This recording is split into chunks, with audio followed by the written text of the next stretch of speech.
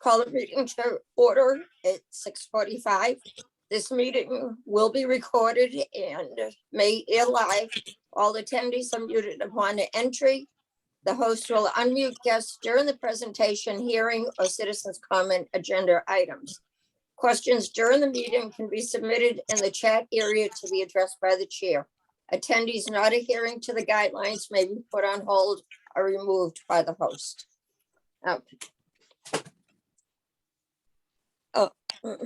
Chair's announcements. The only announcement I have is that the Housing Authority has named someone as their representative at CPC. I know her name is Stacy Driscoll. I haven't been giving any contact information yet. And as Josh pointed out, the town clerk is good at sending him new names and new board members. So once we have contact information, and we can make sure she's sworn in, and hopefully she can be at our next meeting. I do recall that you had said the board was going to send her name to, I don't know if it was town clerk or the town manager, but I don't know if that board has done it yet. Yeah. According to Joan, what she had sent me, the Housing Authority would send me the contact information and was also sending it to the town manager. But okay. I haven't seen anything. Okay. I'll check with the clerk. Yeah. Okay, good. And I can check with Michael too, in case he's seen something, or ask Joan too, if she can check on it. Okay, citizens open forum. Okay, seeing none. I'd like to just indicate Allison. I'm going to butcher it, Allison. I'm sorry. Circle. So, how do you pronounce your last name? Sikirki. Sikirki. Yeah, and it's good to see you without a mask. But she's a new, been working with the town library. She's a librarian, and her specialty is archivist.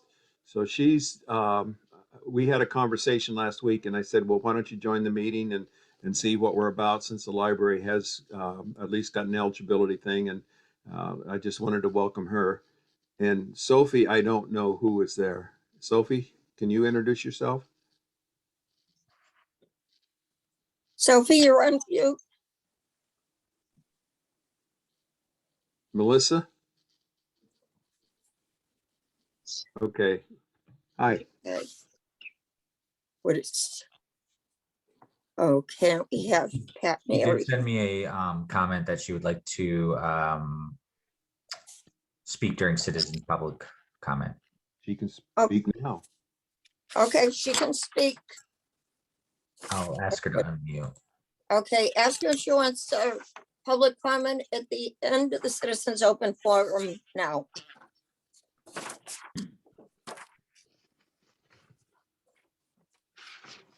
We're easy. We'll let her speak at either one. I think we can do it either. It's the end of the meeting. Right. That's what hello. Hello. Oh, hi. Sorry, we had technical problem. This is well, Sophie. This is Melissa Raymondetta, 317 Lakeside Drive in Bridgewater. I just had a quick question. Mm-hmm. My question is, on the current website, the link to the application and information is broken. It's not working. Is there a way to access that information any other way? We can send it to you. We're in the process of updating them, and they're just about done. We just need to add a couple contact names and like emails to it. So if you want to just type your address in the comments, or Josh might have caught it when you were talking too, or your email, and we can send you off the application and instructions. Terrific. Thank you very much. Have a good evening. Melissa, Okay, there's- Melissa, can I may I- just may ask I- you one more question? Yeah, sure. Okay, are you looking to submit for a project? Well, it's something that we're, thinking about. We live near Lake Nipponicket, and there are parcels of land near the lake that are of concern. Mm-hmm. So I really have nothing of any great, length to report at the moment, but I saw that this was available and just wanted to try to get some information. Okay, that's great. The reason I was asking if you had a project in mind, next month, we're probably going to be putting our budget together. And Oh, okay. if we knew, I mean, we do the awards all year on a rolling basis. It's not like, the first 3 months of the year is the only time we look at them. We'll look at them all year and make awards. But yeah, so if we knew before we put it together, we could just plan on which part we're putting it in. But also we can send you an eligibility form that we have. Yep. It's a lot quicker to fill out than the application. So if you complete that and send it to us, we can decide on that if it is or isn't eligible. Okay. Yeah, and then once we decide it is, then you get to do the whole application. Okay. All right. So there's Okay. a couple. Gina, Sounds good. Gina, can Yes, I ask okay, a quick Carlton. question of Melissa? The question I have is, are you looking, there is a lot of land at the northern end of the lake that's all in conservation right now. I don't know if you knew that. Yes, that Okay. part is under there are other parcels that some of the residents in the neighborhood are concerned about. Okay, So well, we just wanted to see what our options might be.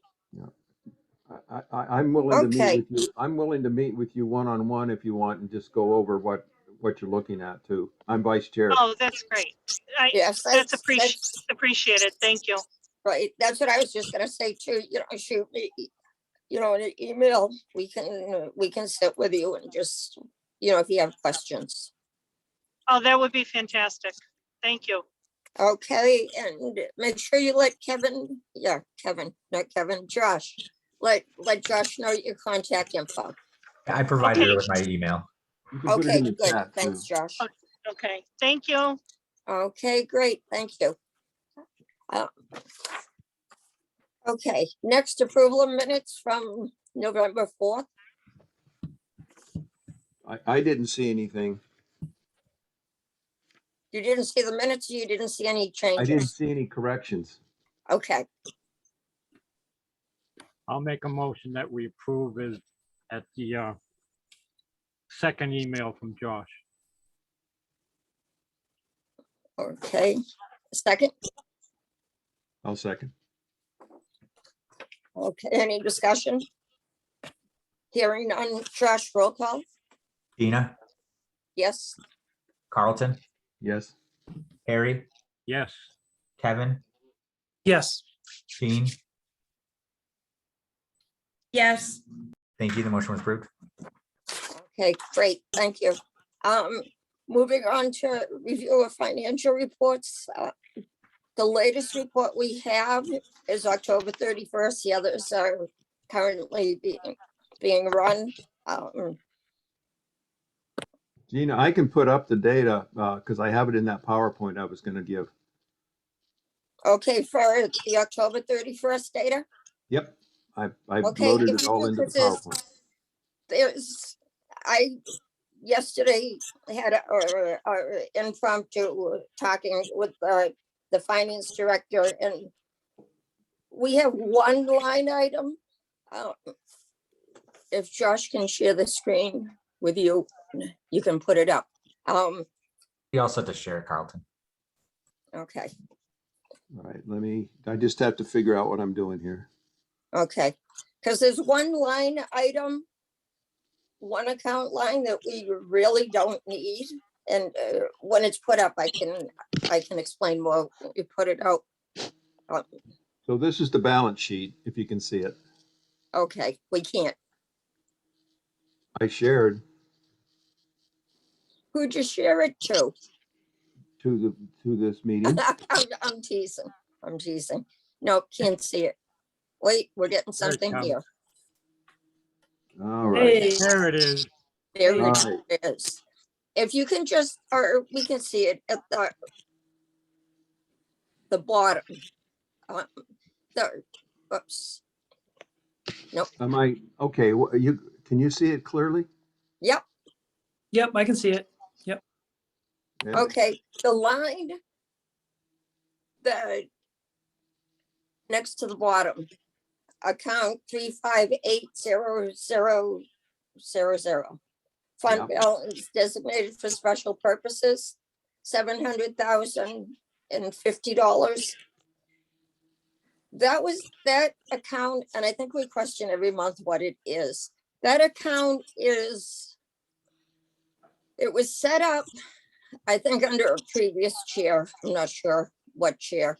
At one point many years ago, because there were a lot of projects coming up, anticipated projects. So the funds were put into there to make sure they were available.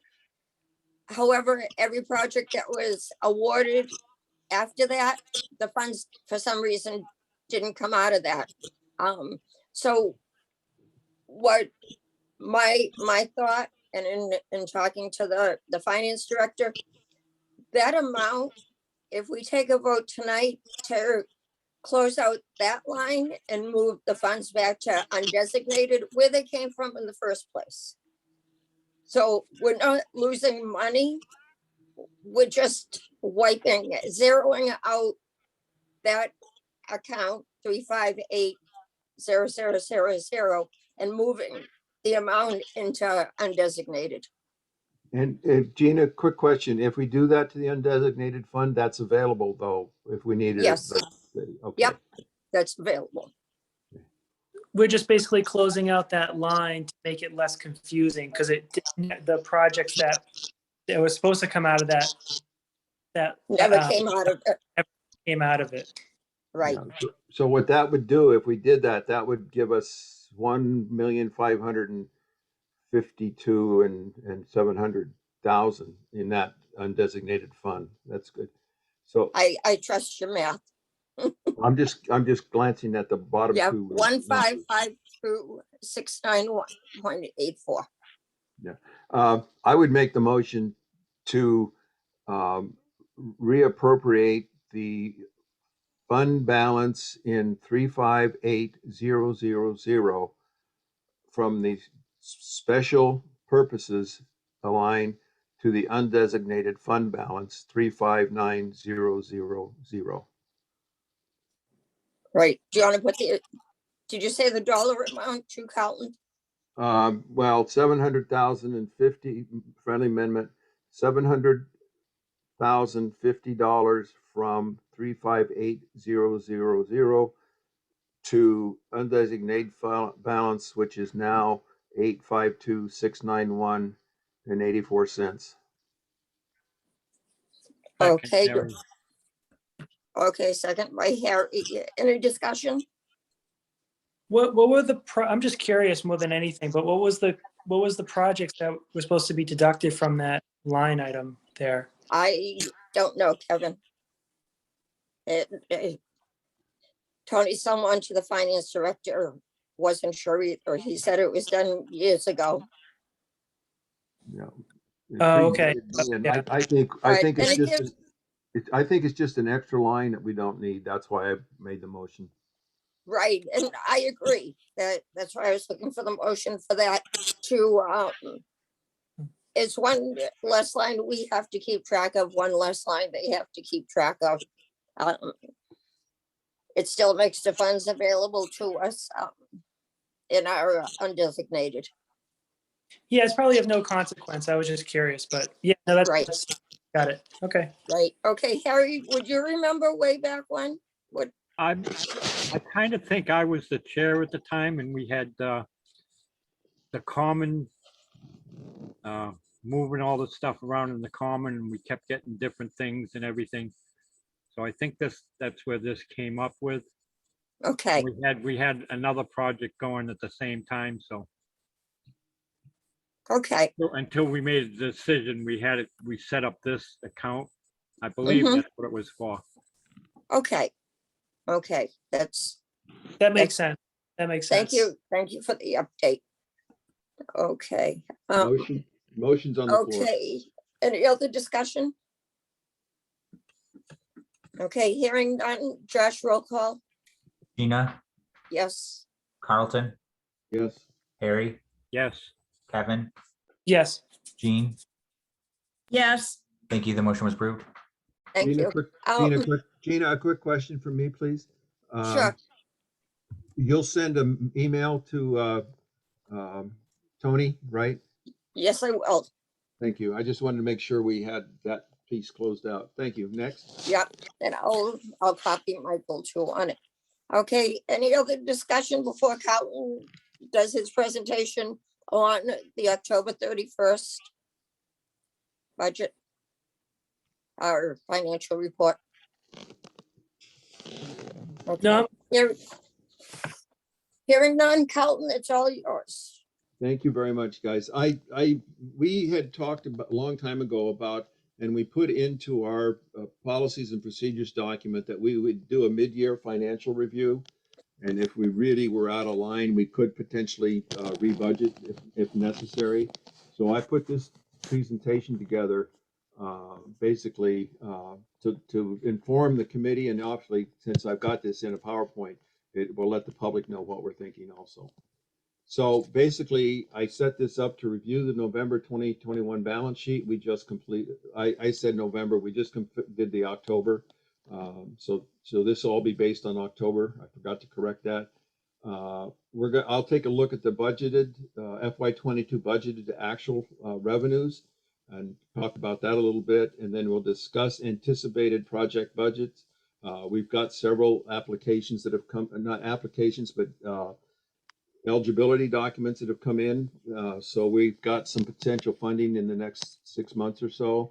And then we need to start a discussion on the FY23 budgeting process, which will probably take place in February, I think, or January and February. So we just went over the balance sheet, so I don't need to go there, but I will just point out that according to this balance sheet that the finance department put together, we've got $3 million in change in cash available to us through the various appropriated accounts. Okay, Carlton, can I just say one thing on that? Yeah. Just to explain, as we do an award, say I don't know, open space. That open space amount decreases, but the top line there, the reserve for continued appropriations, that will increase. So it's a wash. One decreases, one increases, and that reserve for continued appropriation on the other part. I'm sorry, you're confusing me. What line number are you talking that it goes to? It goes to 321500. Oh, okay, thank you. That's And then good. that shows on the expense budget to actual. Okay. Okay, just to explain how what it's doing is almost putting it aside before it's put into the, giving our actual account number. Like say for Youth Homestead or Pickleball Courts, like that. So for me to understand, because I continually mess this up, basically, if we have, the town council has voted that a recommended project will go forward, the funds that were recommended go into that account. Correct. Okay, so pending assignment of an account number. Right. Okay, that's great. Do you know what the I was looking at this other one. Oh, the fund balance reserve for expenses, EXP 32,400. What's that number? I thought that might be appropriated money. That is that is, Tony and I talked about that. I think, and I actually have it in my notes too, reserve for expenses, 176,000. I want to say,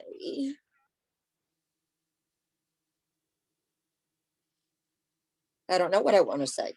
Okay. Let me check into that, Carlton. Yeah, I- let's get, because I think if it's another just reserve account and it doesn't fit into our three categories of required, I think we ought to clean that one up too, but that's Okay, just a there is a comment. reason we had that one. Let me just double check it with Tony What? or Laurie, Yep, just to make agree. sure. I'll move on. So anyway, the balance sheet, the revenue budget to actual, that the finance department puts together shows that we budgeted in FY '22, 700,000 to come from the real estate, surcharge. What you're seeing in the next column under actuals, that's how much the town has raised towards that budget amount. And the available, basically, that means still to come in, and this real estate charge is estimated to be about $341,000 because we're on a quarterly basis. It's just a rolling number right now. A couple of things happened here. Tax liens redeemed.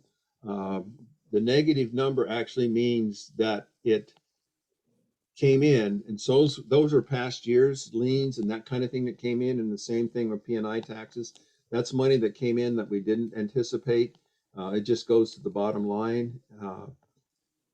And we budgeted, and we'll talk about this quite a bit tonight. State revenue CPA match was budgeted at $175,000.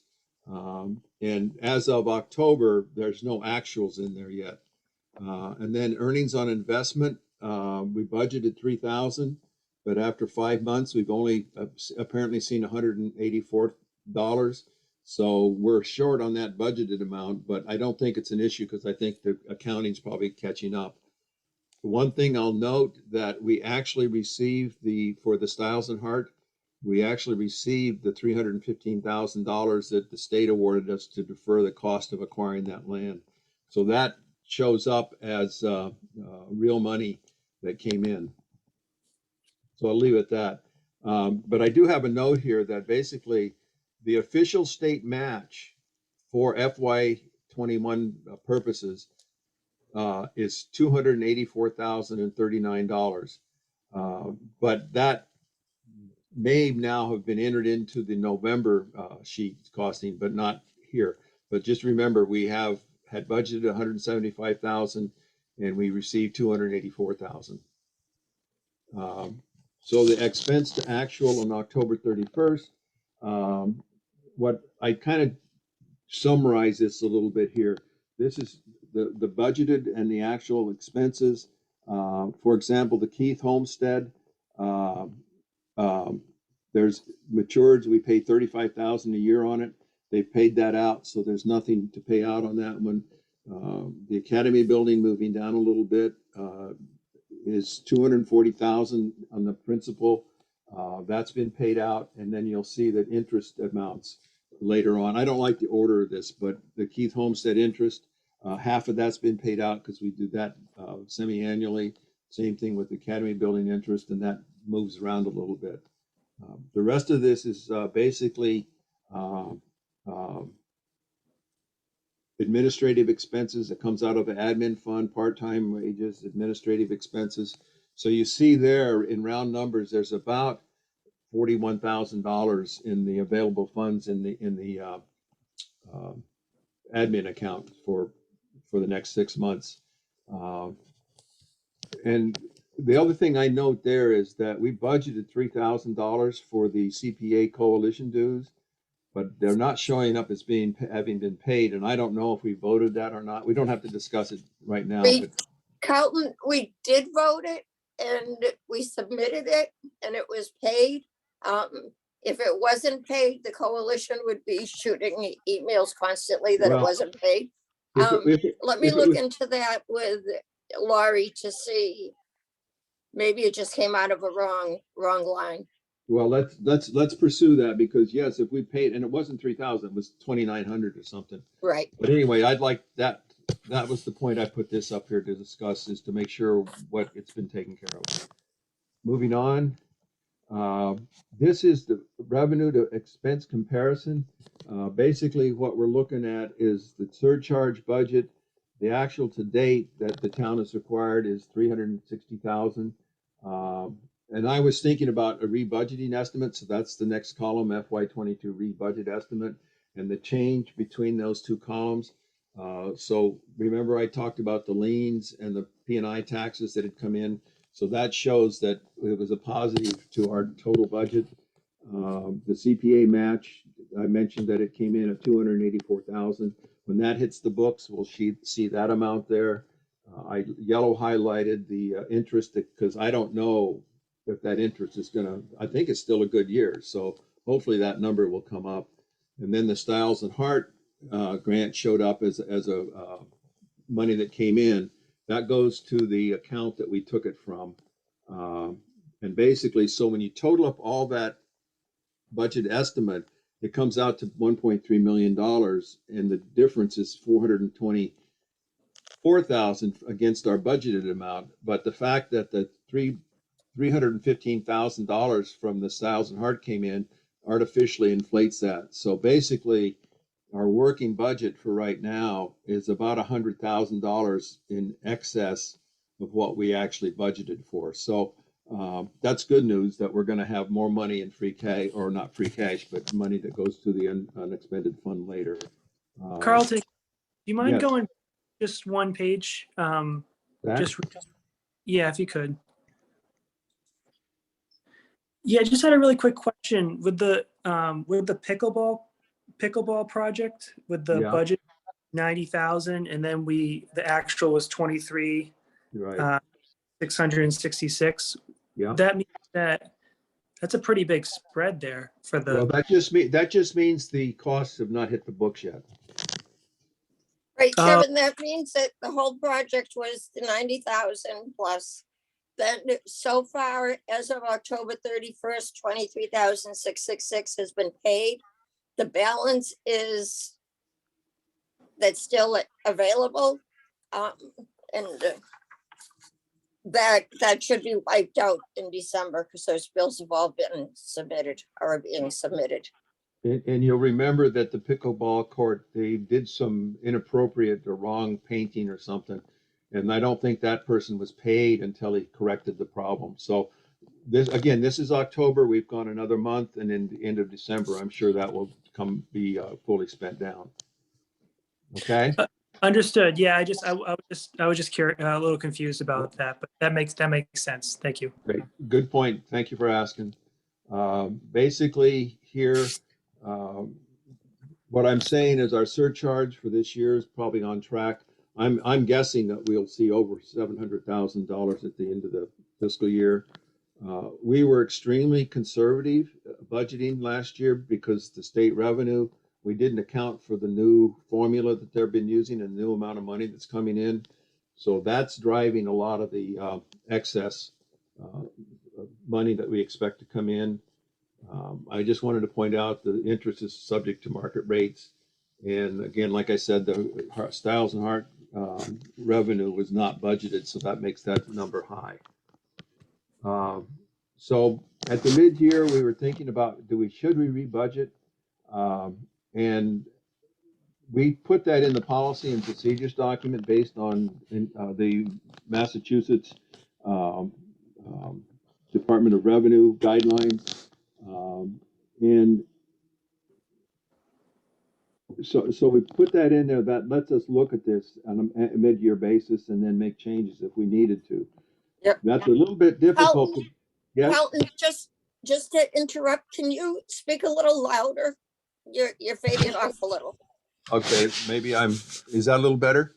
Yes, thank you. Oh, I'm sorry about that. Yeah, don't hesitate to, because I can't see your thumbs up and thumbs down, because all I'm seeing on my screen is the screen. Mm-hmm. The voice is a lot better now. Thank you. Basically, the Stiles and Hart budget money I've already mentioned. In conversations with Gina had with the finance director, he's not recommending that we re-budget, even though we have at least $100,000, that at the end of the year, if it stays at that number, it would go to the undesignated fund account, so that's fine. But what I wanted to do was talk a little bit about the how we budget at the end of the year. Are we comfortable with not rebudgeting? I guess that's the question. Oh, I am in talking to the finance director. I asked him if we could look at it, talk about if we want to rebudget in January. He had suggested not doing it completely. I question that if we wanted to, could we look at it again in January? We would hear Carlton's presentation tonight, which he put together so well, and decide officially in January if we want to move funds. And Right Gina, now, I think, I'm sorry. no, You I were- was gonna say, right now, they're tied up with setting the tax rate and a whole bunch of other things. And that was part of his reason not to do it now, but it's just a thought. I'm happy to look at it again and not do this whole presentation, just look at a couple of the tables. But if I understood what you conveyed to me with respect to process and procedure, if we wanted to rebudget, we would have to put a formal request into the town council. And the Correct. town council would have to then go through their process. So at that point, if you do it in January, we make the decision. The town council wouldn't see it until February sometime. They would go through their processes, put February, March, it goes through March, we're into April. And at that point, we're pretty close to the end of the year.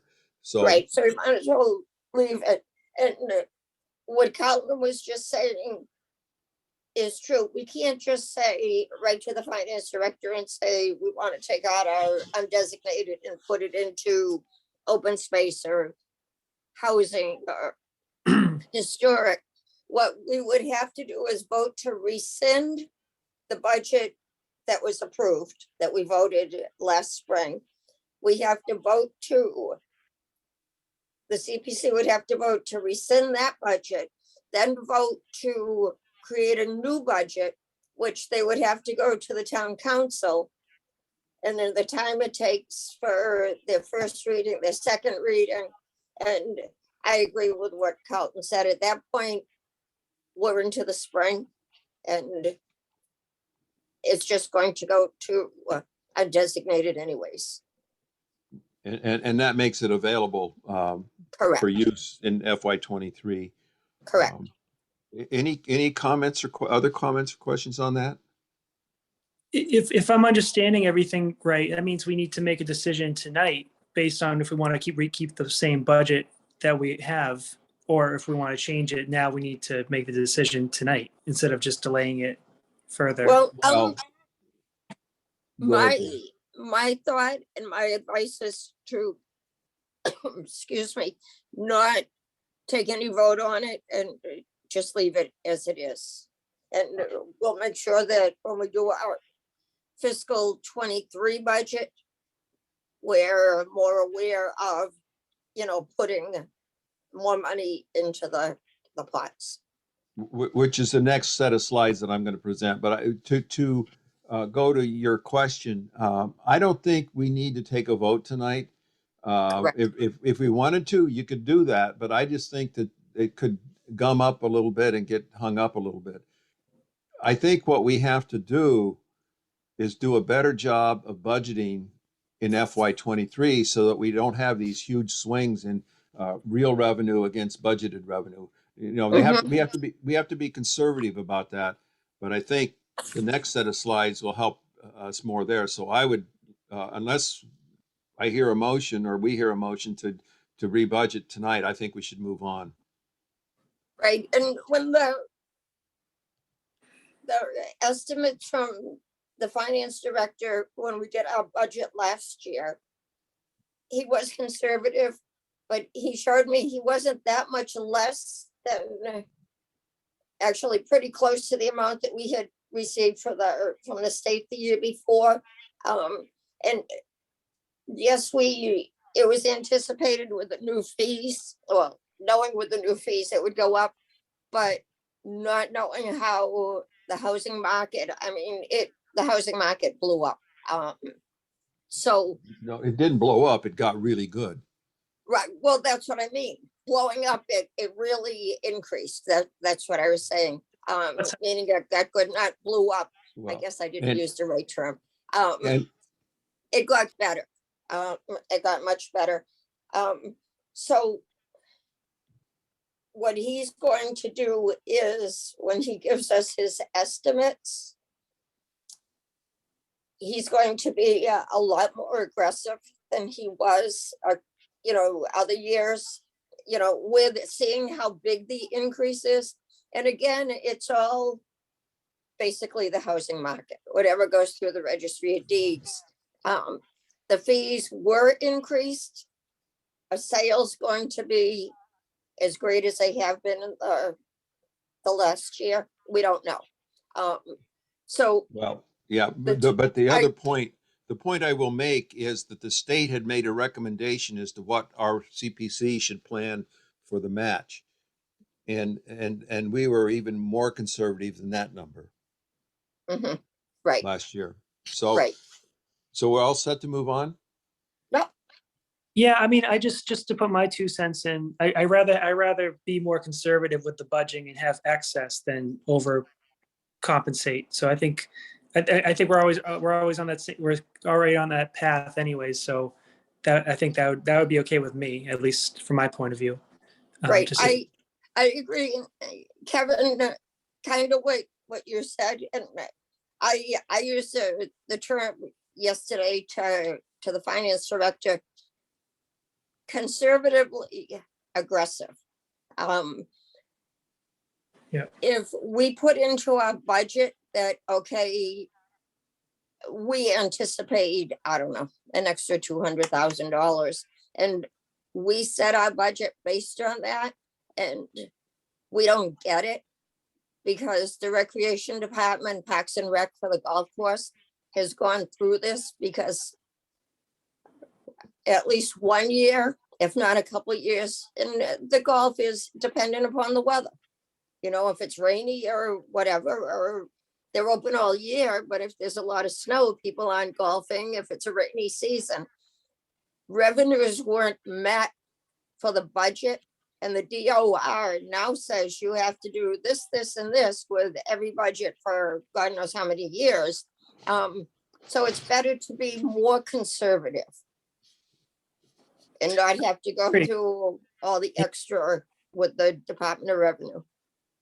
Yep. No, I think we're on the right path here. Yeah. Okay, let's Okay. move on. Okay, So I just had one slide here that I'm trying to figure out and anticipate costs that are coming up. So on the left in the blue, I put together, and it's the funding source, like admin, open space, housing, historic, that kind of thing. Basically, we have had discussions on the church's deed funding, and right now we anticipate that might be $7,500 once it's paid out. We have anticipated that we may have to come up with up to $500,000 for the mobile station taking. I suspect that that's going to be much less than that based on some capital fund stuff that I reviewed. Housing, we have no idea what's going to go on with housing. I'm carrying the library document preservation eligibility amount at 100,000. I'm hoping the library is successful in that, and if that happens, they'll get their application in and we'll move forward. Right now, we have appropriated to this church's project 200,000. So that's basically been in the account we talked about way earlier in this conversation. That's being held in a separate account. The other thing is the Hanson Farm conservation restriction. We don't know what that's going to be. That has to go through a process of checking out and somebody forming an amount that it's worth. The mobile station appraisal, I think we've said we would pay for that. I'm guessing it's 3,000 from memory. And then I think the Hanson Farm appraisal will be at least 5. It could be 10,000. So basically, I'm seeing that we're going to have costs in this $800,000 to $900,000 range, possibly by the end of this fiscal year. It may roll over to the next one. In the white on the right is basically the balance as of 10/31 in the reserve for continuing appropriation. We talked about that earlier. We're going to look at the reserve for expenditures, that 176,900. Gina's going to look at that. We have 229,000 and change in the open space reserve, and we have $318,000 in the historical preservation reserve.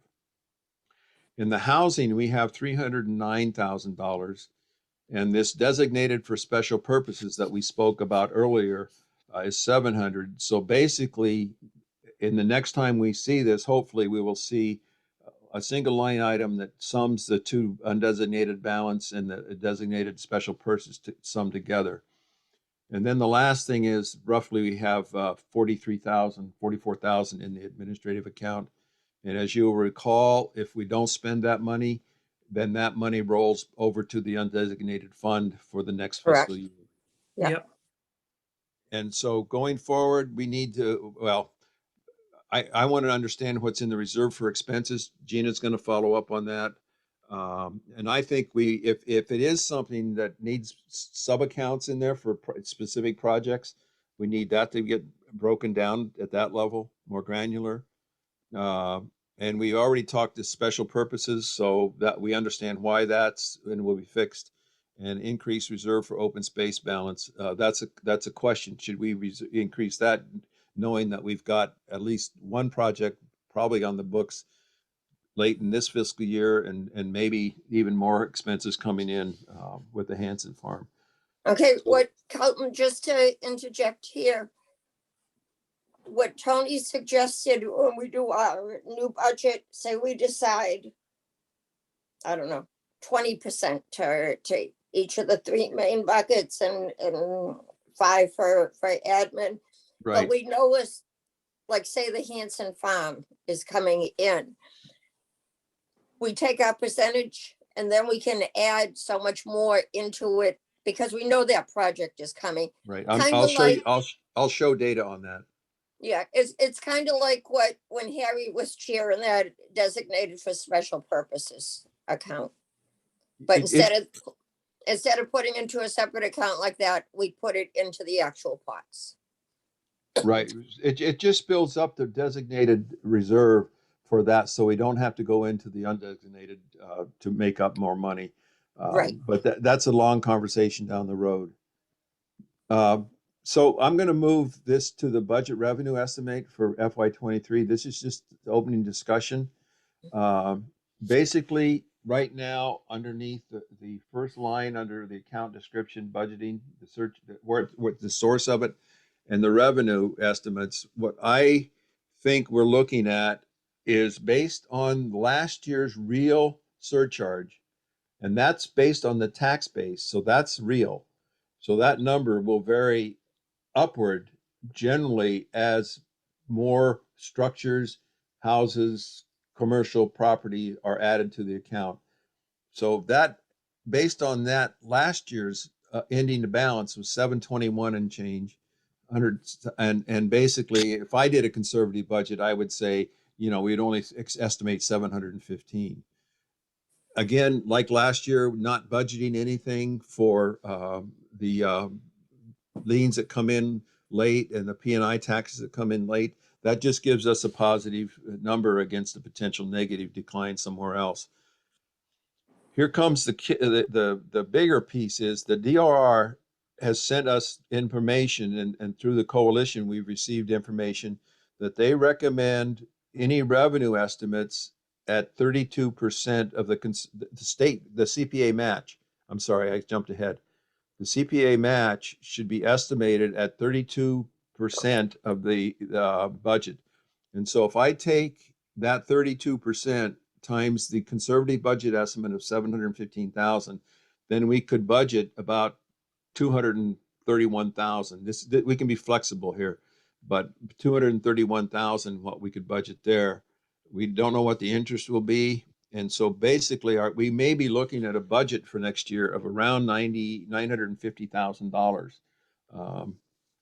And basically, you know, the notes I have is surcharge revenue estimate is final from the last 21, which is what we have to use. And then the current, I made the conservative budget estimate, and actually I only made it 1% conservative, and I think that's probably insufficient. But remember, last year we had revenue of 721,000. And so, and that's only going up because we've had a lot of building going on in town, you know, and last night at the town council, they went over tons and tons of numbers about what to set the tax rate. And I think there was a pretty good amount of growth in town. So I suspect that surcharge may go up. The only question I have is I'm probably being too generous in terms of a conservative budget. My personal thought on that, Carlton. Yeah. If you jump back to that other screen, This one? nope, go forward again. This one. This one. Oh, yeah, I was going to talk about that. Okay, no, back one. This Yeah. one. The 200, basically 231,000. Yeah. My personal thought is, yeah, that's what their DOR and is I guess recommending, estimating is the word I'm looking for. My personal thought is to not budget that much, because again, and maybe I'm just too conservative. Again, it depends on the housing market, you know? Yeah, but it depends on the housing market that's already completed. It doesn't depend on future at this point. True. They're basing that estimate on known revenues. Because it's taxable income from the. It's an adder. It's a fee. It's a fee that gets, every deed that gets filed has a fee associated with it, filed with the county. Yeah, that has a fee. But you make a very good point, Gina, and I think we could do 30%. This is all just to get our minds gathered together here about how to think about it. Okay. Right. I just didn't want people to think that, yeah, if they estimate 32.3%, that's what we should budget. And I was just giving my thought that. Yeah, I understand. Yeah. Just remember, this estimate has should be in flashing green lights here. You know, it's an estimate right now, and we will firm it up in January, maybe because we'll have harder numbers back and then. So I'm going to finish up with one last slide, and this is just a starting point for discussion. The percentages, like Gina had already indicated, I carried the conservative budget. If you do that and do the 5% against that, then we would have administrative account money at about 47,000. If you did 30% open space, we would increase from 94.5 to 283,000. And this is all spreadsheeted, so I can play the games, but 10% housing, 10% historic. Basically, if you look at that, that may be where we want to be. But if we know that we're going to get a huge historic project in, we may want to increase that. Continuing appropriation reserve. I'm not sure what that account means. Oh, I remembered. I remembered that one. Good. Okay. Last year when we did, sorry, I didn't remember before, but seeing it like this, it hit me why. What it is. Okay, last year what we did, we put our 10% into each of the main pots and 5% into admin. That's right. We took the balance and said we wanted to put it into undesignated. Then that's what we submitted for budget. Then, if you remember, we had to have a quick meeting for one vote because we found that when I got to the finance director and he was putting the whole budget together to give to the town council, saw that we had put into undesignated, and you can't budget into undesignated. So that's Okay. why we had to create that account for that appropriation reserve. Okay, And he really doesn't advise that anymore, but that was a quick fix because we had, and I didn't know this before, that we couldn't budget to undesignated. So that's Right. why that account was created. okay, that explains it. Thank you so much. I really appreciate Okay, that. sorry, I didn't, it took a That's while fine. for the brain to remember. No, this is why I put this up here to trigger thoughts. So on this other, on the right-hand side, over here, basically, I summed the money in this column and said, okay, the required things based on the 30%, et cetera, is 520. And so the difference between the 945 and the sum of the accounts that I've listed there is about available for 426,000. So we have a lot of room to play with. And so not tonight, but I would appreciate everybody thinking about, given what we know in terms of the slide I showed in potential projects coming in, do we want to do, we have to do the administrative at 5. We could keep the housing at 10% since we don't see any big housing projects coming. And then the historic reserve, we know that we may have $100,000 coming in of expenses, but we're also countering that by 10% going in this next fiscal year. But we could increase that depending on what the library and other people might want to do in terms of historic preservation, that kind of thing. So not to belabor it too much tonight, but I think we need to think about open space reserve, how much we want to put there. We could put 60 or 70% there if we wanted. It's up to us. And then the bonding down below, I see the bonding. That's basically the bonds that we carry on the Academy building and on the Keith properties. And that basically that is roughly about what amount we have to budget. That's the town gives us that number. And then the special project is going to go away based on our vote tonight. So that's all. I would just say, anybody have any thoughts on the percentages, or should we just defer that until January? Helen, can you jump back 2 screens? Right there. Okay, I just wanted to see where the 945 came from, but I see it. Okay, I'm set. Thank you. Yeah, so this is real. This is pretty real money. This will be real money. This is something we can play. We could say, okay, do 30% to be more conservative. So, and that's why I would hope to have more input from the finance department in real numbers for the next go around. But anyway, that's what I put together just to get the committee up to speed and in a different way of looking at all those numbers and thinking towards January, when we actually will have to do a budget submission to the town. Right. Thank you, Carlton. That was very good.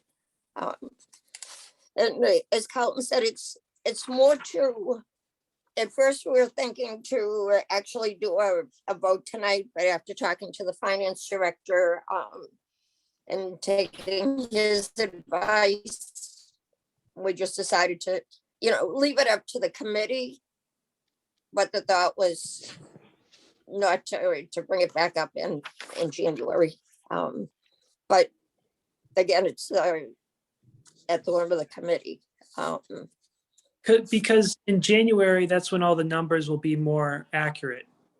Because that's when everything gets settled. Well, So yeah, the further you get in the fiscal year, the more accurate they are because bills are paid and projects are completed. He was asking that we not do anything in December because they're just too swamped with other stuff. So I asked, could we hold, still do the presentation tonight, but hold off on any vote till January? And he said yes. But as Carlton said, if we vote on it in January, it goes to the town council. They have to do their first reading. They meet, Josh, every 2 weeks? So, Yeah, it's, every 2 weeks. right, so then they do what, it goes to the they do a first reading, goes to the subcommittee, comes back, does a second reading. They vote. At that point, you're probably into March. And you just have 3 months left in the year. And if we wanted to reallocate the money, as we said, we would have to vote to rescind the budget we submitted and then vote the new budget. Hmm. So my thought is we just leave it the way it is. We look closer when we do our FY23 budget. I just, my 2 cents on that is I think we don't need to rebudget this year. The information I presented tells us that we were way too conservative and for reasons, but we were way too conservative last year. And so we can remove that little bit of that uncertainty and get a little bit more accurate based on the January, the end of half year data. We'll have half the year of information on surcharge and other things will come in. And so I think we'll just be better off to hold off on that. Mhm. But we do have to, I will say, we must submit to the town council what we want to budget for FY23. That's a Right, requirement. they haven't sent out any of their budget forms yet, so I anticipate them coming anytime soon. Yeah, they voted something last night in terms of budgeting, so.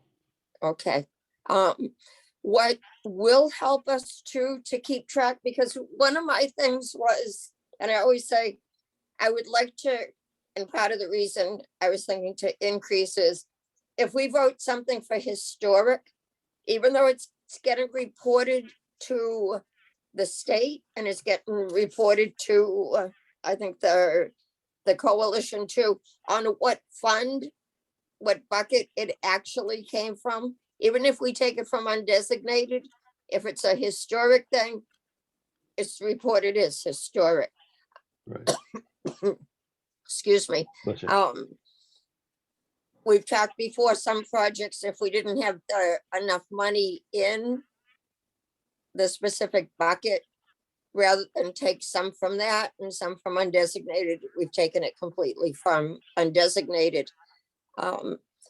What Tony is doing, he's going to come up with a report that will be updated, I think every month, but shows the projects, all the, oh, excuse me, the projects we've had, if it's like under historic, the projects, how much was actually paid, how much was voted. So we can see that in a nutshell, instead of looking and saying, because to be honest, I don't always check. We have open space, we have 229,000 and change. Am I going to compare when I get the November report? Did that change? Did it not change? I may, and I may not. I may just look and say, okay, that's what we have. But he'll show us like what's paid out of that account, out of that line per month. So I think that will help us too, to see our budget and what's being spent. So if I understand what you're saying, is that he's going to add a little bit more granularity and detail as at a project specific level in Right, terms of counting. It won't be on the reports that we get, the three things. It'll be an additional table. It'll be an additional table. Right, that he's working something up that he's going to send that we can take a look at to see.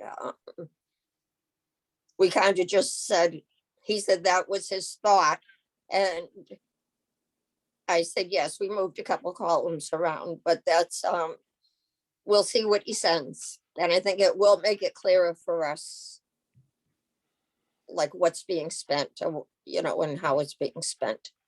Just better accounting. Yeah. I know the hour is getting late here. It's at 7:45, and I think we probably should move forward. I think.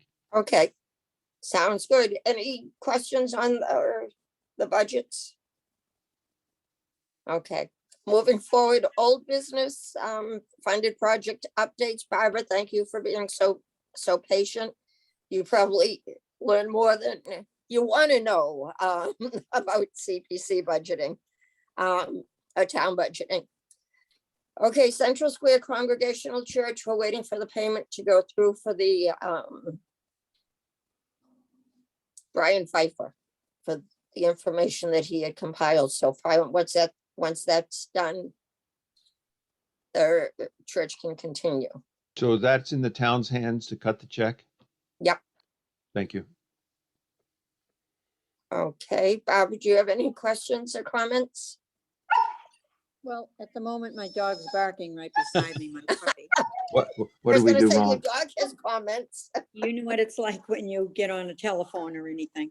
Yep. She's been doing this for an hour. No, I've just laid low for the whole month because I'm just waiting to hear from you.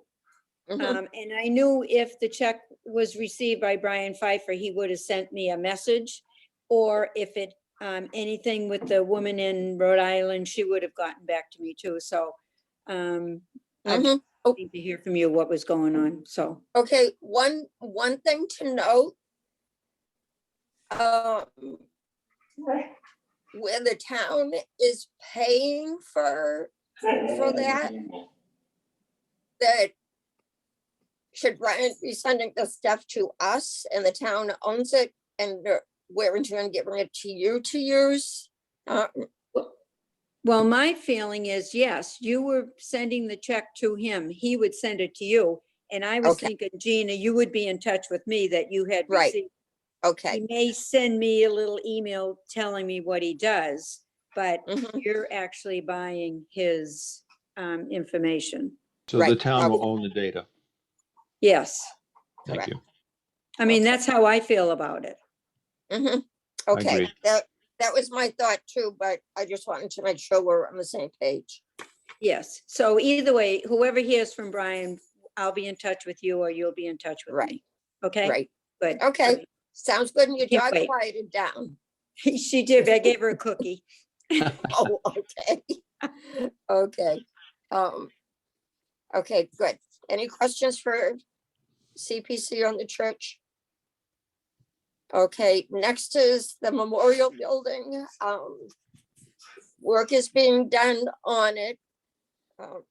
Let me just jump on. Michael sent me an email on that. Just to update. So while you're looking for that, I got basically it we right need here, the but you can CPC. go ahead. Yeah, I just say the CPC sign has not gone up yet. That's part of what we wrote about. Okay. Okay, I asked him about the draft award letter that was sent to him for his review and Attorney Rollins' review. He said he just got Attorney Rollins' comments back. So he's going to incorporate Jason's comments with his own and send it along to us. For any changes to be made. And if Jason had comments, there's probably changes to be made. But when we get that, we'll address it. I asked him about the sign and the sign that says it's being funded by CPC, partially funded by with CPA funds. He said the two signs we have are both at McElwain. I don't know why we need both at McElwain. Maybe because it's such a big project, spread out. He's looking to get additional signs, smaller signs, to hang on the construction fence at the memorial building. He was wondering if CPC would cover that expense out of admin. And I think we had talked about it before that when we didn't know if they could find the existing signs from before, that we could always pay out of admin to have some made, but they did locate the other signs. He's guessing 500 for the new signs.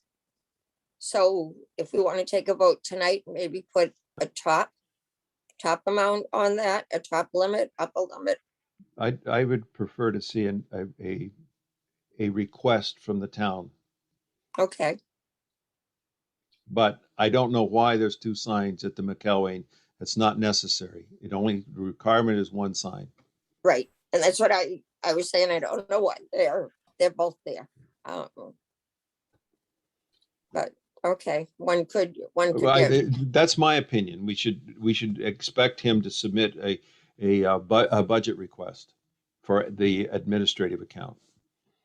Because his guess at 500, it could be 1,000, and then we're off. So, Mhm. right. and I don't think that's good practice to do that without something more than a whim and a statement. Right, because I would, if he had a more exact amount, I would accept that as his email, just saying, can CPC cover the expense out of admin? I would accept that as a request. The answer is yes. I think we could do that, Right. in my opinion. Okay, comments from others? If we haven't put you to sleep yet? Could you get one of the signs from the McElwain in the meantime? Because there may be another spot where you're going to need another sign too. I'm going to ask him if one of them can be moved. Yeah. Okay, good. Okay, and then he can look into getting a better quote. You know, it was just off the top of his head. I wrote to him quick this afternoon and said how much, and he just said top of his head. He's guessing that, but it was just a guess. And if they have BP do the work, then we would be on the hook only for materials. Okay. Okay. It would just So be, that's why Good. it would just be the material cost, right? at BP, yeah, because the Yeah. students do the Correct. work, but it may take a longer time to get it done. Yeah, I Right, thought, but if we can move the sign, one of the signs from McElwain over, it's not a immediate rush for the other. I Right. thought they were supposed to be finished by now, but they keep delaying it What's finished? for the Mclean School. No, it's being built now. Under construction. I got an email from them saying that they were going to open it back in October, and then they never. They It was had like- their groundbreaking in October. Oh, that was just the groundbreaking. Okay, I Right. wasn't. Okay, all right. Right, that was just a groundbreaking. Jean, you were saying something? Yeah, so in the if you can get one of those signs and then order one from BP, Mm-hmm. have one for down the road. Okay, yep, that's good. I'll relay that back to the town manager. 'Cause both of these projects will take time. And then if we're going to get involved in the mobile station, Right, we need more signs. yeah, He also wrote that Kim and Chris Hartman are working on the maintenance plan for the memorial building, are awaiting specs on the systems to be used inside the building. Once all the systems are identified, they'll forward the plan to us, CPC, as we requested. Well, that's not our request. That's the order from the legislature that they can't access our money until they get that plan to us. That's Right, but legislative we're act. we're basically the liaison for the state legislature, so it comes to us. No, Um, town council's our legislature, town council. Town council, in their order, said, as we had submitted, that they could not access that money until they had that maintenance plan in front of us. Correct. Correct, but it still needs to come to us to see. But I think that's just semantics. He also wrote that it should pick up, they've obviously started the work, and it should pick up in earnest next week with outdoor work, drainage footings, and walkway work. The contractor would like to get as much outdoor work done as possible before inclement weather comes in. So that's his update on that. Anything else for? Jean, were you saying something? No? Okay. Anything else from anyone on the memorial building? Okay, pickleball courts. Josh, will you throw those pictures up? Yep. Pickleball courts are done. They were repainted, everything's up. There's only one court that has the net up so far. All the nets are in. They only put one up because of that big storm we were supposed to have. I think it was last week, and they just didn't want it like torn to shreds. But the rest of the nets will be put up. I can't believe Charlie that. Simon sent me his, oh, I like that picture. That wasn't a pickleball court. Charlie sent me the itemized list of everything that's either been paid or being submitted to be paid, and that should close out that account. And they're gonna send us the images and also the. You got it mini right report. here. You have the report? Oh, not the report yet, but here's some pictures of it to see. There's one, there's, you can see the, oops. You can see the two courts. And there's two behind that and two to the side, so there's 6 courts altogether. And there's another picture that shows, Sorry, it's giving me some issues. yeah, here. that's okay. Using Okay, the- for that one, so there's two courts there and 2 to the right of that. And then if you can show the other picture, Josh.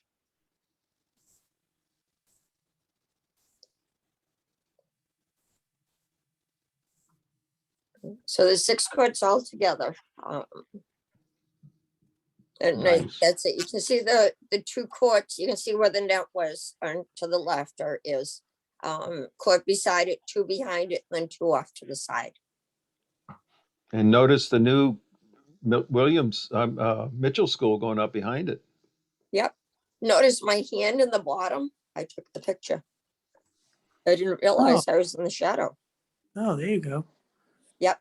Okay, so job. that, and we'll just ask Charlie for a report. Which just a tidbit of info. Charlie Simons, the superintendent of the grounds and the golf course, and you name it, Charlie does it, has submitted his notice of retirement effective March 2nd. Oh, he's retired? He's retiring. Oh, boy. Okay. Yep. And I'll make sure he gets his whole report in before he retires. Okay, questions on the pickleball courts? We can all go down and play pickleball now. I can't believe that Um, cost $1,000 to make 6 pickleball courts. That's crazy. Yeah, but it's, the cost of the paving is, I'm just reaching for my charger here. The cost of the paving is outrageous. I don't know Well, why it's so high. They had to get all the underlayment and all that gravel and built in. So it's not a simple thing to build a firm court, like a tennis court or this kind of court. Right. It's a lot of underground work you don't see. True. And if anybody wants, we can, I can show next time the actual breakdown of, Are What? they allowing people to come through the back? Like, can people still drive into the senior center while the construction is going on for the elementary school? yes, because they're driving in from Bedford Street. The road, the senior center wasn't accessible for a week, more than a week, while they built the road and put new curbing in the road coming from the school. Once that was done, they're back in operation at the senior center. And the construction on the pickleball courts hasn't affected anything. Because I know they closed it down for a period of time. They didn't let anyone go down there unless they were doing the construction, of course. They were So, rebuilding, they Now, were are you rebuilding the talking from roadway. South Street or Bedford Street? oh, is that what? Okay, Kevin, you're talking from Bedford Street? Yes. Mhm. They had to rebuild the road. They built a road in there that's a bus exit only Right. from that new building. Mhm. Oh, okay. I didn't know that because I wanted to check out the pickleball courts, but they didn't let me, they didn't let me go through. So that's why I was wondering. Yeah, it was just a temporary thing while they were doing the road. Yep. Okay, it. McElwain School, they're working on it. I think it looks good what they're doing so far. Did we, okay. I can't remember, Gina, did we send them the grant award to the town? We Was have to that the do- one, was that the one you were waiting for figures on, that you wanted to get figures before we sent it? Actual figures? I need an account number. I need account numbers, but Oh, that's, account number, okay. but if I haven't sent that, I need to do that immediately. Okay, I don't think we have, I'll look back at emails. I don't think we have, because it seems to me you said you needed something. And it would be the account numbers. Okay, we can. I'll check back for emails to see if I have a copy of it. Okay. Because right, we have to get that going. Okay. Anticipated projects that we've approved the eligibility form. Applications haven't been received yet. The mobile station, the library, archival project, and Hanson's Farm. I think Hanson's Farm might take a while. An update on that. There was the folks from Scott McFadden, and I can't remember the other man's name, from Wildlands Trust, did the Ke- tour and Kevin, did you end up completing the whole tour? I did. Yes, I stayed probably an extra hour and a half or so Yeah, with. I was starting to freeze. So I walked back. But It was a cold day. It was a cold day. That's for Yeah. sure. they did Bob Hanson did another tour for the Wildlands Trust people because they couldn't be there before. We met with them. It was more with open space, but when I had asked if, CPC could go, Eileen had said yes. We talked to Wildlands Trust people, and they just gave their thoughts on it and what it would take to do the conservation restriction and all that. So open space is aware of all that. Eileen couldn't make the meeting tonight. She was at another meeting. Couldn't make our meeting tonight because she was at another one. She said she has sent an email to the town manager's office and to Jennifer.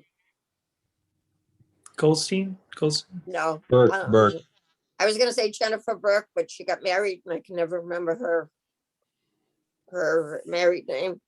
But Eileen Heine has sent our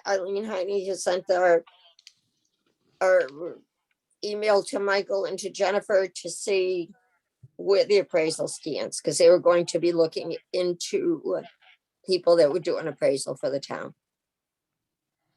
But we're So- also waiting for an application before we actually do that appraisal, correct? Correct.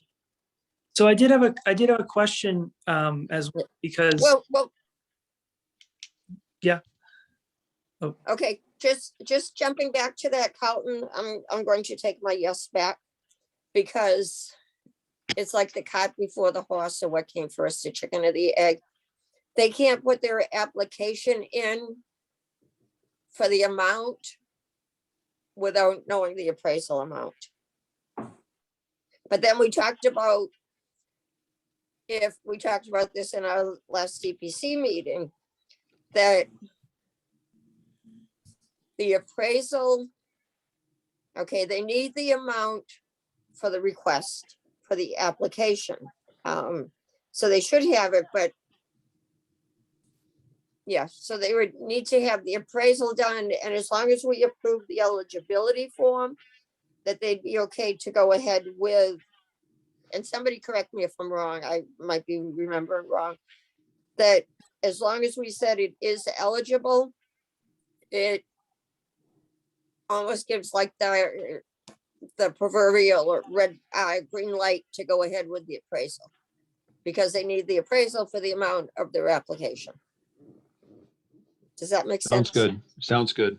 Okay, because I'm like, what did I just say? I Yeah. don't think it matters which one comes first, as long as one of them happens, right? Well, Then the Right. one can happen. Yeah, but Right, and the thing is, we can't pay for something that we haven't approved first. Like, they can't go out and get an appraisal and then submit their application and say, oh, we did this. And it's like you had no okay, but the eligibility form kind of takes care of that, yeah, and our motion at the last meeting took care of that also. right? It included the appraisal. Yeah, that appraisal's already accounted for from the, as far as the cost concerned, to pay for that. Right, we're gonna pay for that from our admin account. Did Wildlands Trust seem to be interested? Yes, they were very interested, Jean. Good. And it came up in the conversation. They're not sure how it would work. Bob Hansen's son is the next generation that's going to take over the farm. He's very instrumental in the running of the farm now. They've talked about having trails around the exterior of the farm that are open for public use. On the idea of Wheaton? Yes, we should actually have them check into Wheaton. What Jean's mentioning, our walking group has walked a couple of times at the Wheaton conservation land, and it kind of surrounds a working farm, or abuts a working farm. One of the concerns that, and I can't remember Bob's son's name, but one of his concerns is that when they're doing the active farming and they have machinery going, to not have the people walking, because at that point it's a liability thing. So that has to be worked out, maybe block off their spots for a while. Yeah. And the other topic that we talked a bit about was parking. The Hansons don't necessarily want them parking where the ice cream stand and that kind of thing is. So there's a number of things that have to be worked out with respect to access and those kinds of things. Right. And do we know who's writing the application? I think I can answer that question. Sure. So I actually worked at Hanson Farm this past weekend for the Christmas trees that they were selling. And so I wasn't planning on doing it, but I had some time and they needed some help. So I worked there this past weekend and a few days after. Long story short, basically Bob came up to me and he wanted me to ask for our committee tonight. He's going to be the one that's going to submit the application to us. Correct. As far as getting everything, submitted. But the one thing that he wanted some clarification on, that he asked me to ask about, just to make sure I'm telling him the right thing. He wanted to know, because he needed some, was it references for the application or something like that? Was there references? Letters of support. Letters of support. Thank you. So he was kind of confused of when he needed. Does he need the letters of support at the same time that he submits the application? Same If time? he has them, or he can always support them, or submit them later too. Scott McFadden from Wildlands Trust said that he would be glad to help with the application. And the town, Jennifer Goldson was really involved in writing for the Murray Needs Farm, the application. Her in conjunction with Wildlands Trust. I suggested we contract with Jennifer for this project. The town manager's office said that Jennifer Burke, community economic development person, has experience in writing these grants. I guess, I don't know, let Scott start working with, my thought, let Bob and Eileen and whoever work with Wildlands Trust. The same type of agreement or application was done for Murray and Needs. So if the town manager's office wanted to get involved, then they could basically just look at what was submitted for Murray and Needs. I think that's a good move that Bob is going to do that with support from Open Space and also Wildlands Trust. They've done this a lot. So Mhm. I think that's the right place to put it. We don't want to burden our public paid staff. They're very busy. And so if they can do it external to that's fine. I'd be honest with you. I don't think the town has much interest in hiring Jennifer Goldson.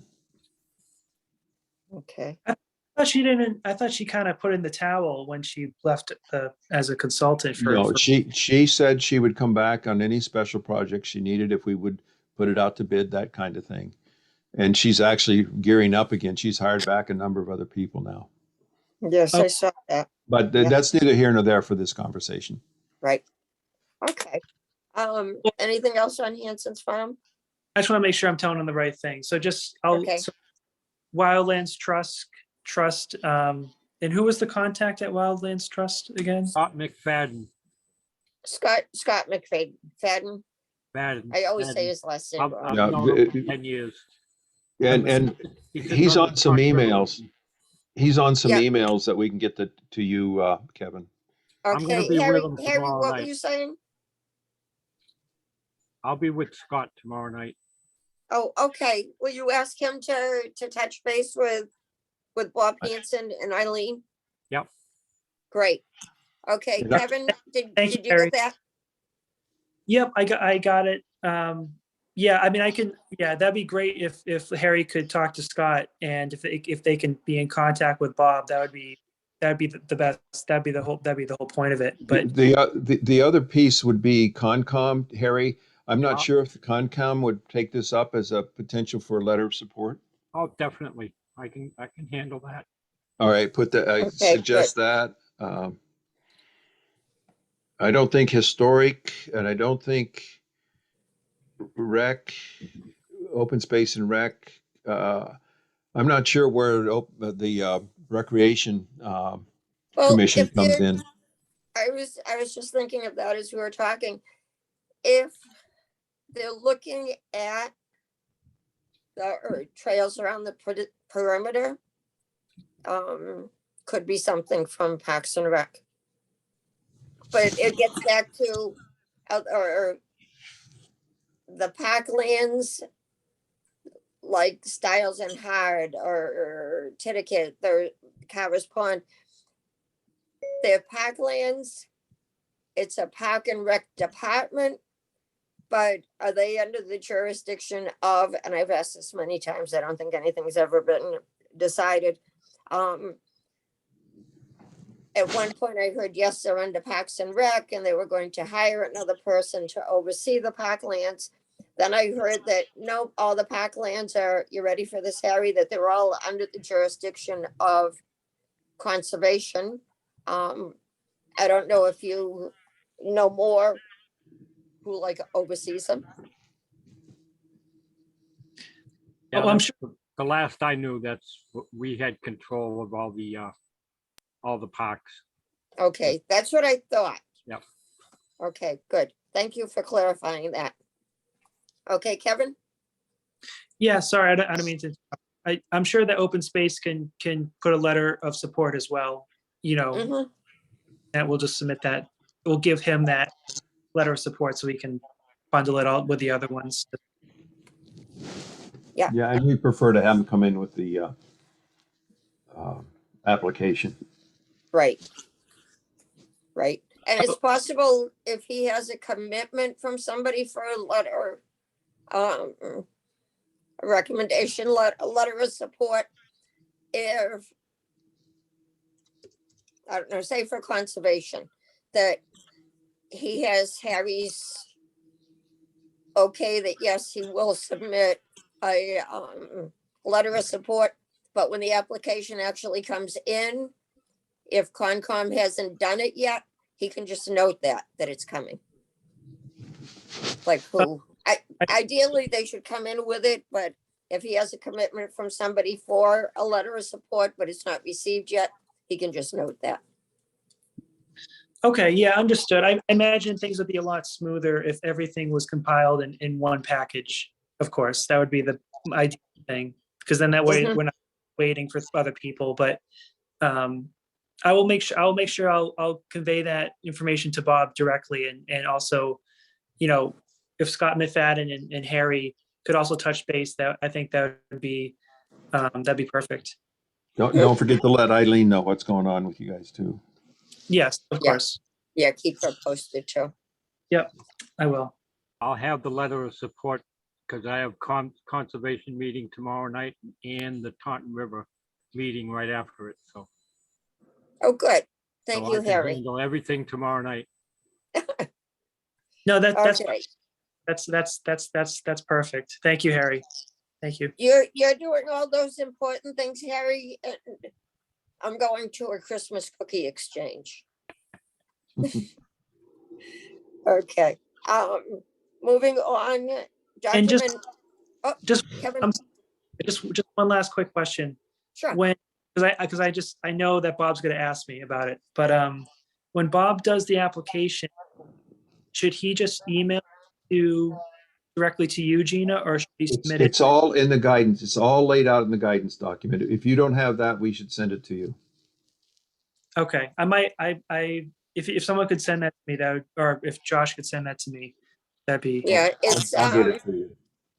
it basically goes to Josh and myself, but it's all there. And we can get that out to you. I'll get that out to you tonight. All right, thank you.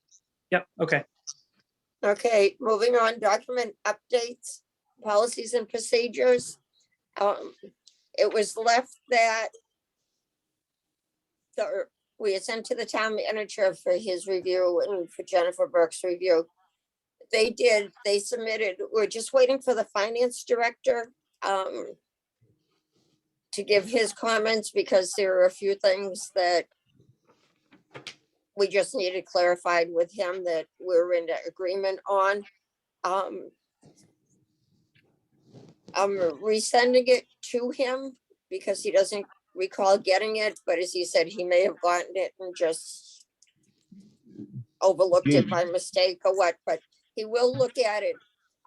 One of the things that was in debate, like when we were first writing it, was CPC used to look at every invoice beforehand, submitted to the town would pay it. That's kind of gone by the wayside. But Tony did say that the town manager's office, he will review the document and give comments on the parts we've highlighted for his review. But he said that the town manager is working on a policy that, so it's the same across the board, how invoices are submitted, how the departments are notified, they're paid, all that. So he's trying to make a constant. So they are working on that. When we see it, if we don't like it or don't agree with it, we'll bring it up then, right? Good, He he's is making a working on- policy and procedure. That's good. I'm glad to hear that. Yes, he is. And Josh, are you doing that? Absolutely. Oh, I knew you'd be doing it. Um, Yeah, so one that- other thing on the policies and procedures before we move on. Yeah. I think we should add in there something language, and I'll think about it, about when appraisals should be done for conservation restrictions, that kind of thing. I Okay, think we need to add that in as that it's what it's preferred that, I'll figure it out and send you the language. That's okay, my action. sounds good. Yeah, okay, so that hopefully soon can be put into we can agree on it, and look at it one last time as a committee. Next application instructions, the final approval, I can't even talk anymore. The final approval is basically just pending insertion of contact info. And other than that, they're all set. Josh, once we get those all set, you can just put them up on the website. Yeah, that's an easy add for me. There's a couple of edits before it's done, Oh, okay, but I appreciate it. And the other thing would be is we need to get IT to give us a CPC email so that we can put that in and it goes to Gina or a couple of us. mhm, Maybe Josh, you could work on that, getting a CPC email. Yeah, just like a general email that people can drop. Yeah, just so Right.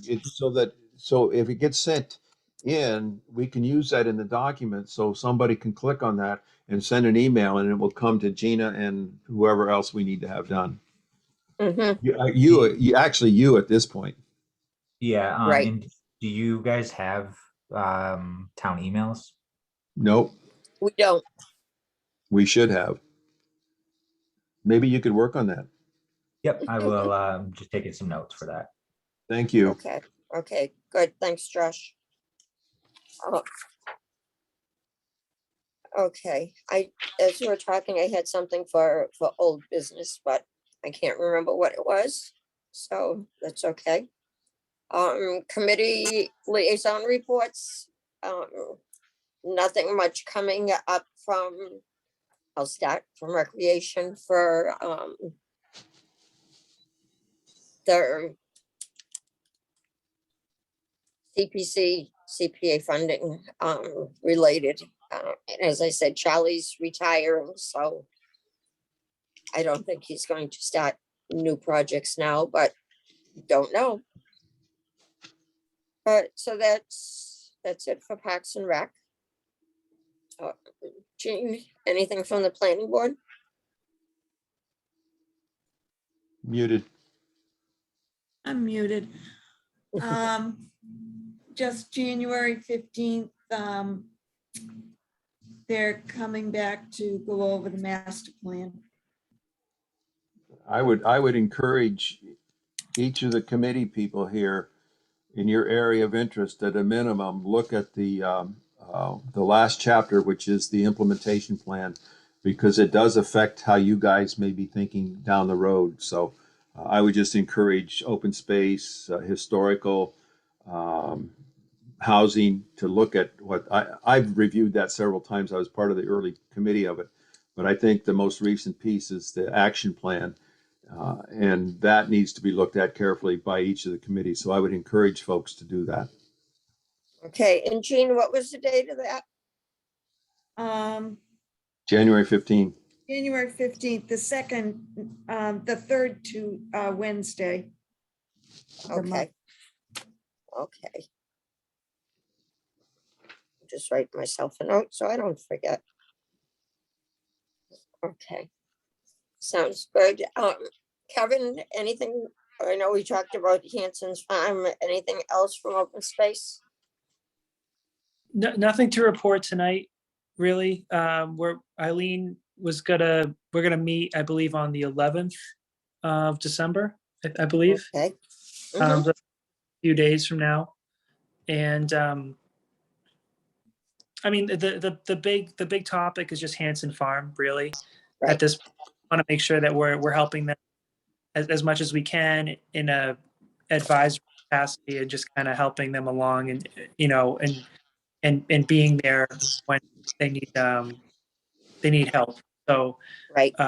that's really the main focus, but I think everyone here knows what's going on with that. So I don't think I have anything new to disclose at this time. Okay, thank you. Harry, you're Um, on. Our meeting's tomorrow night at 5:30. We have, it's basically all the normal stuff that we get, orders of conditions. We got a couple of new projects coming in. And that'll be it. It's slower in the wintertime. Mhm. Okay, can I ask about Styles and Hart? I know we're on committee reports, but what's happening with that? I walked it recently, well, last week. The trails were passable, a few trees down, blocking the way, but nothing drastic. I learned I can't limber under the branches. I can't crawl under them. I have to walk around the trees. But other than that, the trails were passable. But with the weather we've had, some places aren't even, some places our group walks aren't even passable. But anything going on with the parking area? I've had people ask me where to park, and they said, what about the curb cut? And it's like, if you want to wipe out the bottom of your vehicle, you're welcome to do it. Anything at all being even contemplated for that? Even Not, just make it so it's not, you need the Mack truck to get over it. well, the four-wheelers are still going down to the first quarry. But we gotta get a fence or a gate in there. Mhm. Nothing has been really stated for the parking lot itself yet. Nobody's drawn up any plans, so. There are a couple of large trees down. Monica Bentley and I have been going back and forth. We're looking for a crew to go in there, and because a couple of them are big and too big for me to jump over, so we got to do some cutting. There's a bog bridge that she started last spring. It still needs a couple more boards. They're like half a logs, and the flat part is put up on the bridge. Well, she's got them at her house, but they weigh like 50 pounds a piece. And I think she says she's got like 15 or 20 of them that we got to get from her house into the bridge, which is about a mile. So we're looking for help to get them in. Mhm. And it looks like it'll probably be the springtime before we get in there again. But I Okay, wanna get- actually, it we're was, looking for a crew to get in and open up the trails with the big stuff. yeah, it was actually Monica that I walked in last week with. And we walked a bunch of it. And I have to say, she's much more in shape than me, because she could go under one of the branches. I went under it one way, going back, I had to walk around the trees. Yeah. But no, that's good. One of the things that was mentioned when we talked to Scott McFadden and Wildland Trust was, he talked about land grants, and they'll do like parking and trails, or I don't know about parking, let me take that back, but definitely trails. And I turned to Michael Dutton and I said, we should look into that. And I guess he said Kitty is already looking into the land grants Yep. to help with the She's trails. already working on a trail along the river That, in a couple other spots. I'm going to jump in here. That should be coordinated with the Open Space Committee. They should be part and parcel of that thinking. Okay. Not just Kitty, not just Yeah. Kitty. No. But the parklands are under the jurisdiction of the Concom. Right, but the Open Space Committee has a major role to play in that thinking. Yeah, it's really half and half. I agree with Carlton on that. I think, yeah, it's definitely both. Josh, can I share screen again? Because as an at-large member, I have one thing to talk about with the fire station. Yeah, you should be able to share. Okay, wait a minute, Harry, are we set for yours? Harry, did you have anything else to add? No, we're fine. Okay, thank you for the update on Styles and Hart. I appreciate it. It's such a nice area. I like walking it. Is my screen sharing? Yep. Okay, so the fire station committee presented and the consultant presented their concept and plan for putting a headquarters fire station on the west side of town. This is the landscape company out on Pleasant Street. This is the power station, and this is Elm Street. There's a parcel owned here by the Tool Memorial Park. It's owned by the town. It was given to the town. And if I'm going live here right now, and one of the things that's in here, in my drawing here is, in the drawing that they showed is that park was given to the town that it should be used for passive recreation.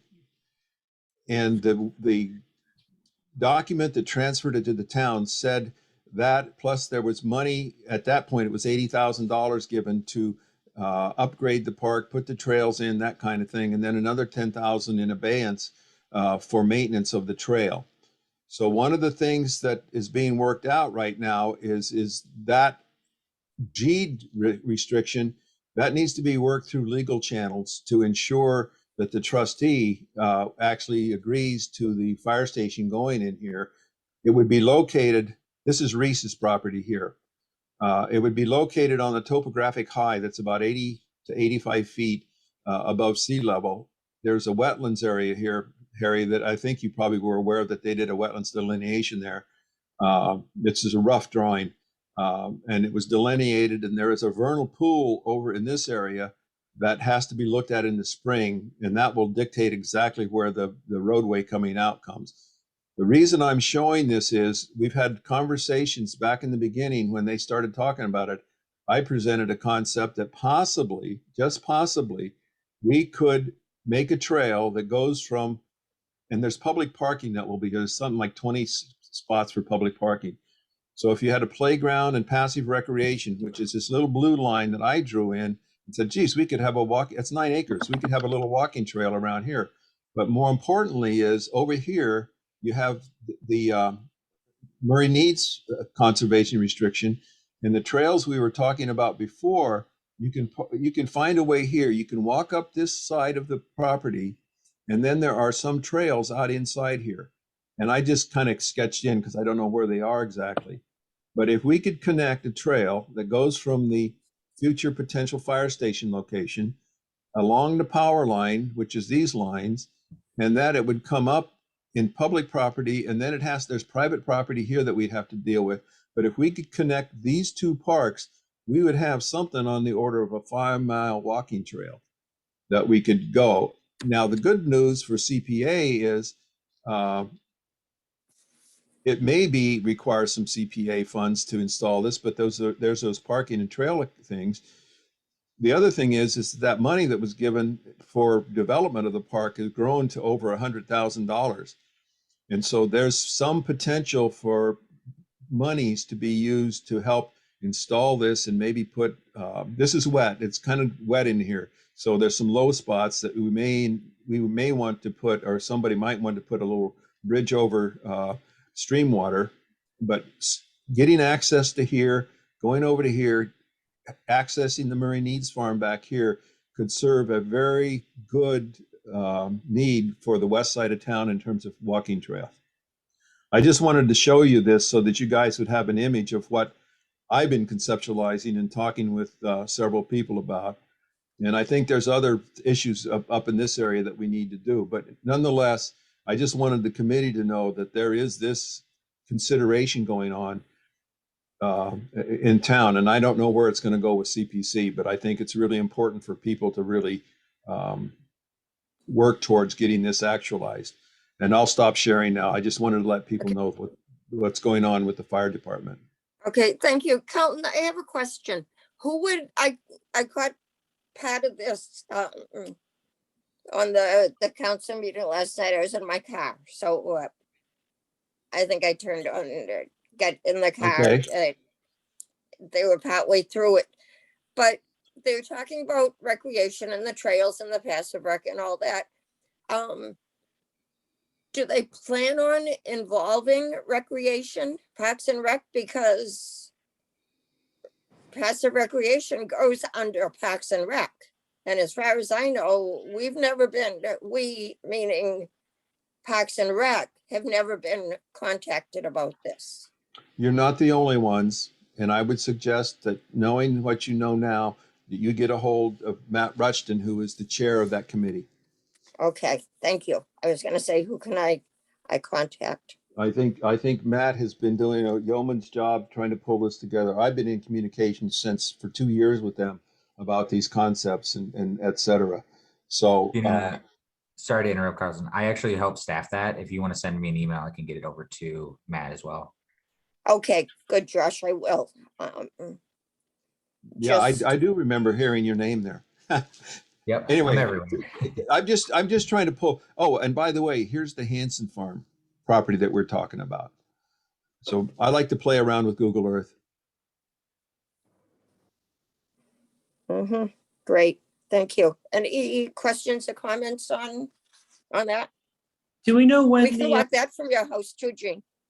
Yeah, Okay, Kevin? yeah, do we know when the new fire, when the new fire station will be, is that solidified now for that new location? The concept, the location is not final. The concept has been presented. You go to the town council meeting from last night when it gets posted. Josh administered that meeting, and you'll see a very lovely presentation that walks through the whole process and schematic designs, et cetera. They're at the schematic level. And so there's several other things that need to happen, but I think they're looking at, Josh, if you could, I think he said 22 or 23, I think that they would have it. If everything holds up, there's a lot of steps to go through, including a town vote for a bonding. Sure, Okay. that, yeah, okay. So yeah, it seems like the council is actually quite serious about this new, it sounds like. Yep. Harry, were you saying something? No, Okay. You get that little green square around you for a second. Okay. Anything else on those reports? Okay, hearing none. New business.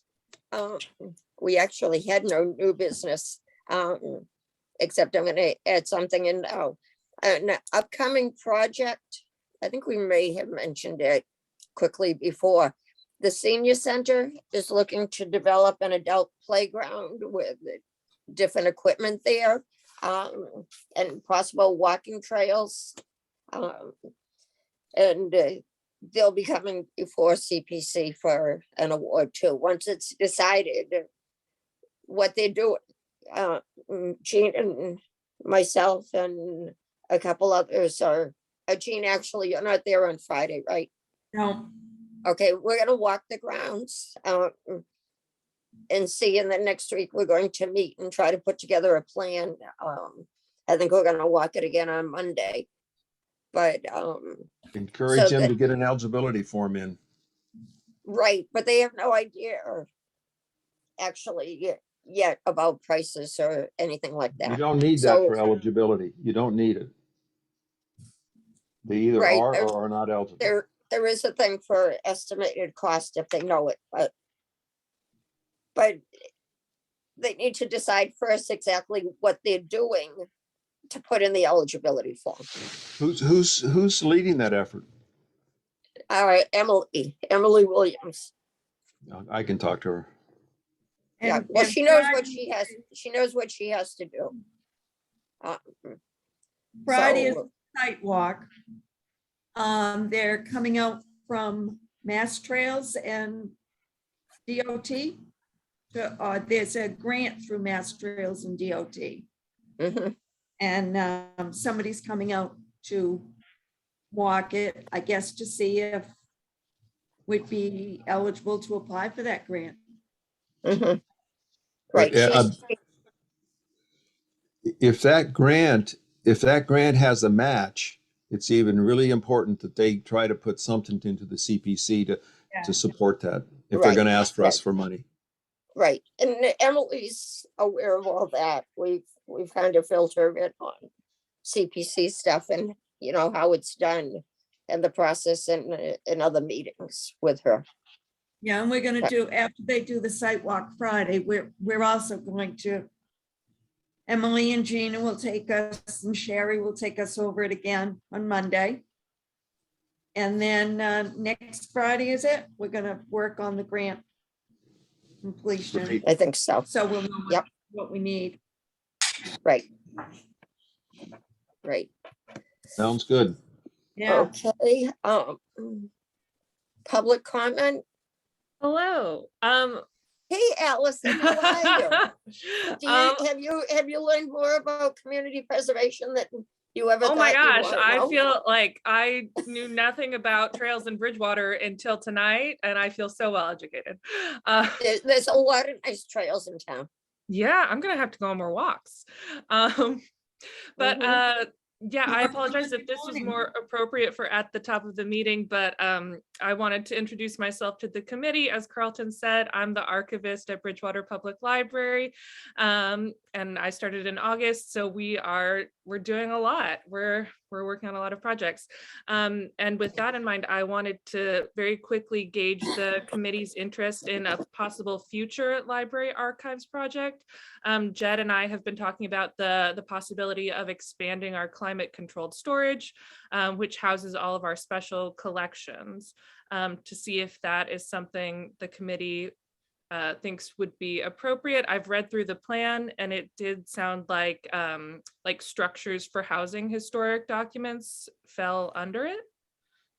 Mhm. Great. Yep, I would say submit a eligibility form. Mhm. And we can look at that.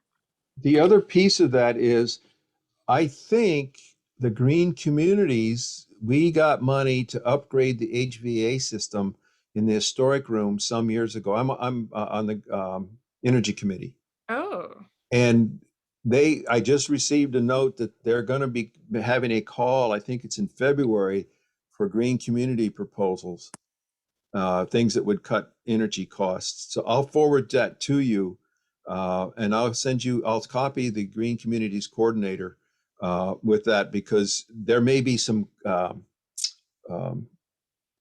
commonality amongst the two potential thoughts. that would be So great. I don't know if we can do equipment under CPC, but I know green communities grants can do equipment. Mhm. And the And same thing for the memorial building. And we had talked about potentially taking part of what is currently our tech services office and converting that. I don't know if there's a world where money for splitting that office in two could come from CPC, and then maybe the HVAC would be green community. Possibly. Okay. But the critical thing is to get us an eligibility form, as Jed has already done for the Yes. grant you're working on now. So that's the easiest way for us to think things through, to start it, Excellent. in my opinion. Right, Gina? Right. Thank you so much. Thank you. Thank you for coming. Okay. We have no other public for comments. Okay, the next meeting date is January 24th. It seems like so far away, but it'll fly. So that's our next meeting date at 6:30 p.m. If there's nothing else, I'll entertain a motion to adjourn. Motion to adjourn. Second, anyone? I second. Okay, Josh, roll call. Gina, Yes. Carlton, Yo. Harry, Yes. Kevin, Aye. Jean. yes.